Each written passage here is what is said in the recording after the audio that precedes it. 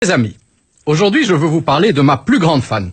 Tout le monde connaît la plus grande fan de Julie Geller, sa mère, celle de Sarah Kengen, sa petite sœur, celle de Brigitte, la confrérie des boulangers pâtissiers du sud de Bruxelles. Mais que savez-vous de ma plus grande fan? Rien. Eh bien, ma plus grande fan, c'est une belle dame de 92 ans que je surnomme affectueusement, comme tous ses petits-enfants d'ailleurs, Mamika. En effet, je vais vous parler de ma grand-mère. Chaque fois que je la croise, en général le vendredi soir au repas de Shabbat, j'ai droit au pouce en l'air, accompagné du « Génial ton sketch ». J'ai beau lui dire que ce n'est pas un sketch, mais une chronique, rien n'y fait. Elle a décidé que c'était un sketch, alors un sketch ce sera. Ce rituel est en général suivi par des commentaires aussi peu objectifs qu'élogieux, reprenant les différents moments forts de mon sketch, mais ponctués de « Oh, comme c'était drôle ça !»« Ah, ça m'a fait rigoler !»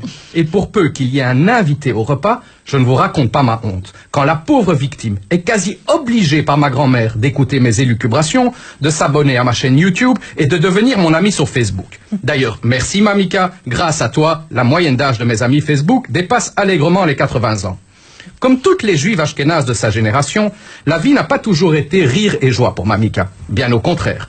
Mais ce petit bout de femme a décidé d'appréhender la vie avec force et courage, sans jamais se plaindre et en gardant inexorablement son sens de l'humour. Autant vous le dire tout de suite, chez Mamika, l'humour n'a pas beaucoup de limites, et avec une nette préférence pour les blagues sous la ceinture. Jim, ça surprend venant d'une femme de plus de 90 ans.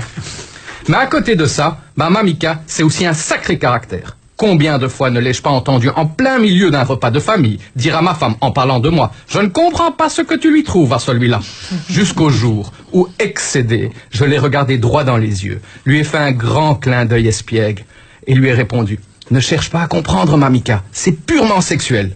Évidemment, je me suis fait remonter les bretelles, comme d'ailleurs chaque fois que dans mon rôle de père, j'essaie d'éduquer ces arrière-petits-enfants, qui par la force des choses sont quand même aussi un tout petit peu mes enfants.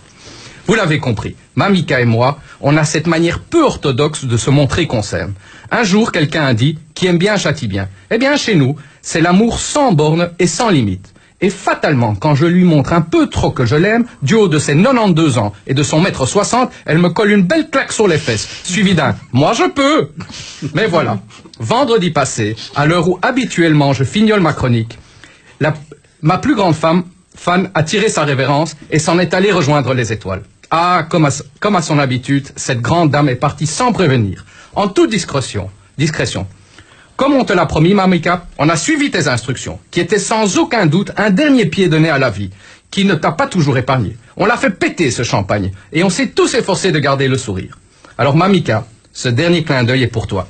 Et où que tu sois, je n'espère qu'une chose, c'est qu'il t'ait plu, ce sketch.